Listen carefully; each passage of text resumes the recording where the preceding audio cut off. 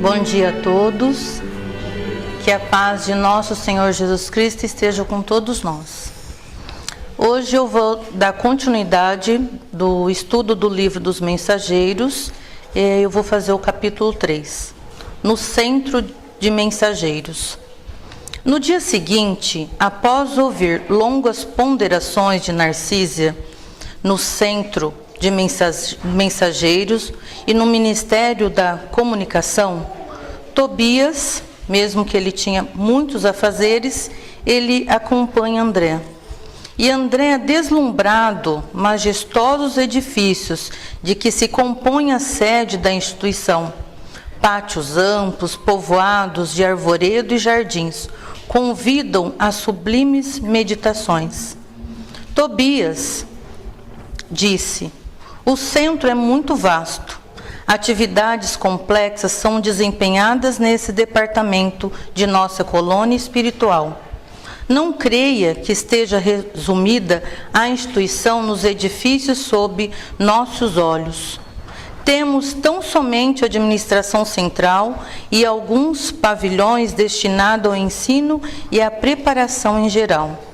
Mas esta organização imensa restringe-se ao movimento de transmissão de mensagens? Ele perguntou. Não suponha se encontre aqui localizado o serviço do correio simplesmente.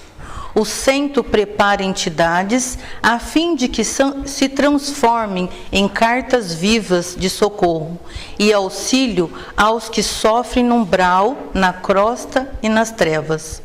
Acreditaria, porventura, que tanto trabalho se destinasse apenas à mera movimentação de noticiário? Amplie suas vistas, disse ele. Esse serviço é uma cópia de quanto se vem fazendo nas mais diversas cidades espirituais dos planos superiores. Preparam-se aqui numerosos companheiros para a difusão de esperança e consolos, instruções e avisos nos diversos setores da evolução planetária. Não me refiro tão só a emissários invisíveis. Organizamos turmas compactas de aprendizes para a reencarnação. Médios e doutrinadores saem daqui a centenas anualmente. Tarefeiros do conforto espiritual encaminham-se para os círculos carnais, em quantidade considerável, habitados pelo nosso centro de mensageiros. Quando eu comecei a ler essa lição, eu imaginei que era uma faculdade, como se fosse uma instituição que cada pessoa estava numa sala e aprendendo várias informações. E é muito bonito saber, né, de acordo com a lição, que nós fomos preparados num centro onde tínhamos várias pessoas nos ajudando e nos conduzindo para depois nós voltarmos aqui. E até a expressão que eles usam de cartas vivas de socorro, eu acho que é de fundamental pensarmos que também somos essas cartas vivas e que muitas vezes essa carta viva não tem um resultado tão positivo. Segundo seus informes, os trabalhos de esclarecimento espiritual devem estar muitíssimo adiantado no mundo, disse André. Tobias tranquilamente explicou. Você não ponderou, todavia, meu caro André, que essa preparação não constitui ainda a realização propriamente dita. Saem milhares de mensageiros aptos para o serviço, mas são muito raros que triunfam. Alguns conseguem execução parcial da tarefa, muitos fracassam de todo. O serviço legítimo não é fantasia, é esforço sem o qual a obra não pode aparecer nem prevalecer. Longas fileiras de médios e doutrinadores para o mundo carnal partem daqui com as necessárias instruções, porque os benfeitores da espiritualidade superior para intensificar a redenção humana, preciso de renúncia e de altruísmo. Quando os mensageiros se esquecem do espírito missionário e de dedicação aos semelhantes, costumam transformar-se em instrumentos inúteis. Quando as cartas vivas aqui dão certo, o trabalho fica, vamos dizer, completo. E como que essas cartas vivas conseguem administrar tudo aquilo que aprendeu lá?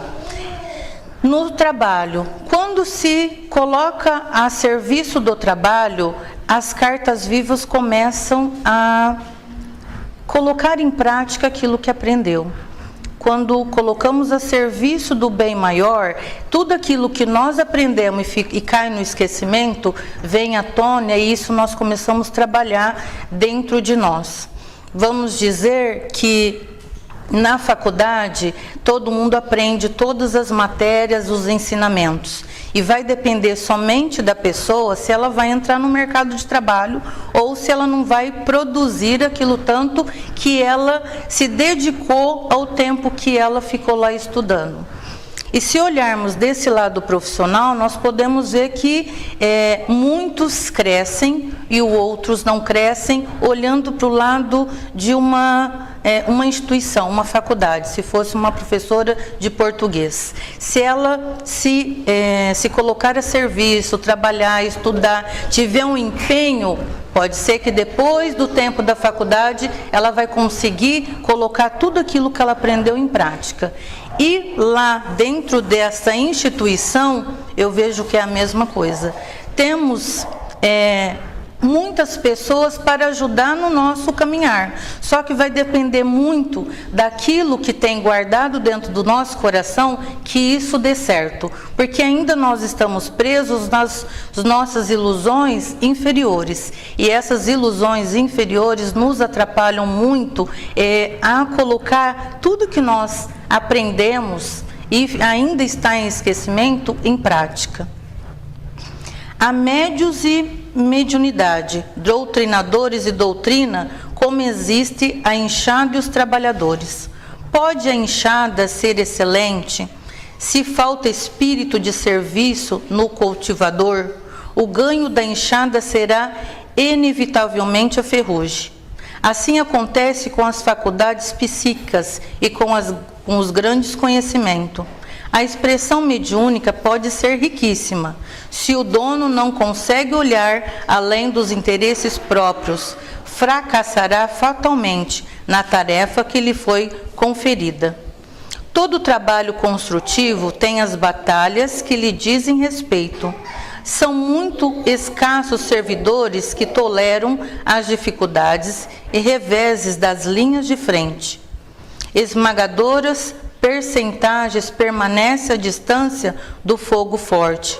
Trabalhadores sem conta recusam quando a tarefa abre oportunidades mais valiosas. Algo impressionado considerei. E André ficou muito pensativo em escutar essas palavras. Ah, meu amigo, falou Tobias sorridente. Poderia você admitir que as obras do bem estivessem circunscrita a simples operações automáticas? Nossa missão na Terra costuma viciar-se no círculo dos cultos externos, nas atividades religiosas. Cremos resolver que todos os problemas pela atitude sublime. A genuflexão não soluciona questões fundamentais do espírito, nem a mera adoração à divindade constitui a máxima edificação. Em verdade, todo ato de humildade e amor é respeitável e santo, e incontestavelmente o Senhor nos concederá suas bênçãos. É imprescindível considerar que a manutenção e limpeza do vaso para recolhê-las é dever que nos assiste. Não preparamos nesse centro simples postalista, mas espíritos que transformem em cartas vivas de Jesus para a humanidade encarnada. Pelo menos este é o programa de nossa administração espiritual. ele calou-se e ficou observando essas palavras, que é dado um ensinamento muito grande, é colocado à disposição muitos e muitos ensinamentos, muitos exemplos, muitas vivências, é uma coisa bem excessiva para que entre pelo menos uma porcentagem dentro do nosso coração e que isso faça acordar aqui na terra. Raros triunfam, porque quase todos estamos ainda ligados a extenso pretérito de erros criminosos que nos desformam a personalidade. Em cada novo ciclo de empreendimentos carnais, acreditamos muito mais em nossas tendências inferiores do passado que nas possibilidades divinas do presente, complicando sempre o futuro. E desse modo que prosseguimos, agarrados ao mal, esquecidos do bem, chegando por vezes ao disparate de interpretar dificuldades como punições, quando todo obstáculo traduz oportunidades verdadeiras, preciosas aos que já tenham olhos de ver. Centenas de entidades penetravam no vasto edifício, cujas escadarias calgamos em animada conversação, quando André caminha nesse lugar muito bonito. As flores são lindas, o lugar é maravilhoso, adornam coluntadas, espalhando cores vivas e deliciosos perfumes. O lugar é maravilhoso. Tobias explicou. As diversas turmas de aprendizes encaminham-se às aulas. Procuremos Aniceto no departamento de instrutores. Atravessamos galerias vastíssimas, sempre defrontados por verdadeiras multidões de entidades que buscavam as aulas em palestras vibrantes. Como nós temos aqui também a continuidade das palestras toda semana, os estudos, receber o passe, ajudar na caridade com as pessoas, a caridade de colocar a serviço, nós estamos acordando aquilo tudo que nós recebemos de ensinamento.